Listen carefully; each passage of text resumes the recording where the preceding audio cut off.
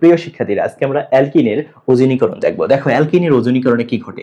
অ্যালকিনের ওজনীকরণটায় আমরা যদি ওজন যুক্ত করি, সেক্ষেত্রে এখানে আমরা নিয়েছি ইথিন।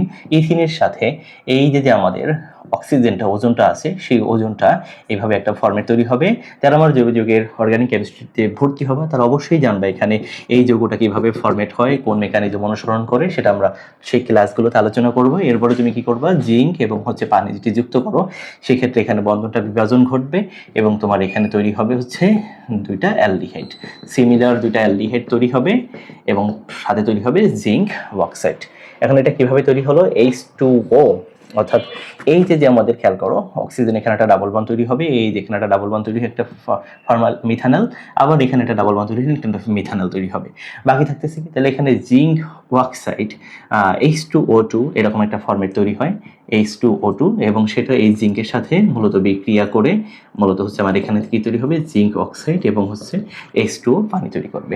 তো আমরা এখানে জাস্ট মূল যৌগটা কি সে সম্পর্কে জানবো। এখন ধরো ইথিনের পরিবর্তে তোমাকে যদি এখানে অন্য আরেকটা যৌগ দেওয়া হয়, যেমন ধরো প্রোপিন, যদি এই যৌগটা তোমাকে এখানে তৈরি করতে হয়, তার সাথে ওজনীকরণ করো, তাহলে তোমাকে এখানে সেম CH3C তোমার গিয়ে এখানে হাইড্রোজেন আর অক্সিজেনের সাথে এই ধরনের বন্ধন তৈরি হয়, আমরা জানি।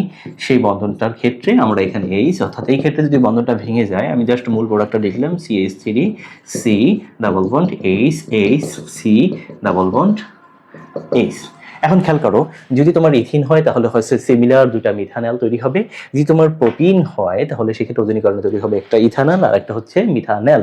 এখন প্রোটিনের পরিবর্তে যদি বিউটিন তৈরি হয়, বিউটিনের সংকেত তো আমরা জানি একাধিক হতে পারে, CH ডাবল বন্ড CH2, অর্থাৎ এখানে যদি বিউটিন তৈরি হয়, বিউটিনের ক্ষেত্রে আমরা জানি কি, বিউটিনের ক্ষেত্রে বিউটিন হবে একটা CH3CH2, এই কিটোনটা এই অ্যালডিহাইডটা তৈরি হবে, আর একটা তৈরি হবে মিথানল, অর্থাৎ যদি একটা মিথানল আর একটা প্রোপানল তৈরি হয় তাহলে আমরা বুঝবো এটা বিউটিন 1। অর্থাৎ বিউটিন 1 না হয়ে যদি এখানে বিউটিন 2 হইতো, তাহলে কি তৈরি হইতো, বিউটিন 2 তৈরি হলে ডাবল বন্ডটা থাকতো মাঝখানে, এখানে হইতো CH3, অর্থাৎ এইখানে বন্ধনটা বিভাজন ঘটতো, অর্থাৎ 2 মোল তুমি কি পেতা, CH3C ডাবল বন্ড H, অর্থাৎ ইথানল পাতা, অর্থাৎ 2 মোল ইথানল পেলে সেটা হবে বিউটিন 2। আর যদি একটা মিথানল একটা প্রোপানল পাও, দুটো মিলে হয় 4টা কার্বন, সেই ক্ষেত্রে হবে বিউটিন 1। এখন যদি তোমার মনে করো এখানে CH3C ডাবল বন্ড CH2, এখানে একটা CH3 মূলক হয়, তাহলে প্রোডাক্ট কি হবে, এটা কমেন্ট বক্সে অ্যান্সার করবা ইনশাল্লাহ, তোমরা পারবা। 2 মিনিট ভিডিওটা, 1 মিনিট একটু ভাবো, আমি এটার অ্যান্সার এখনই করে দেব, ভালো করে দেখো।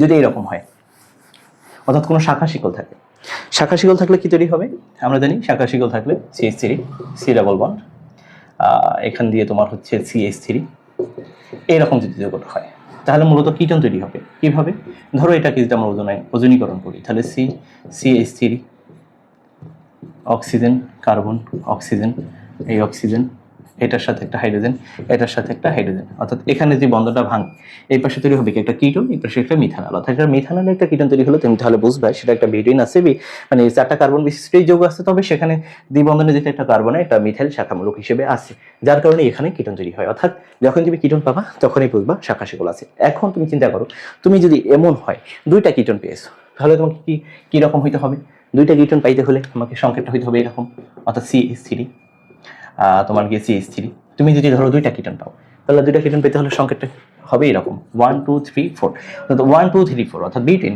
তাহলে 2 আর 3 নম্বর যদি মিথাইল গ্রুপ আছে 2,3 ডাইমিথাইল বিউটিন, বিউট 2 ইন, 2 নম্বর একটা দ্বিবন্ধন আছে, এজন্য হবে 2,3 ডাইমিথাইল বিউট 2 ইন। এই যৌগকে যদি আমরা ওজনীকরণ করি তাহলে কি পাবো, 2 মোল কিটোন পাবো। অর্থাৎ 2 মোল কিটোন পেলে আমাদের বুঝতে হবে 2টা শাখা শিকল আছে, যে 2টা কার্বনে দ্বিবন্ধন ছিল সেই 2টা কার্বনে। ক্লিয়ার?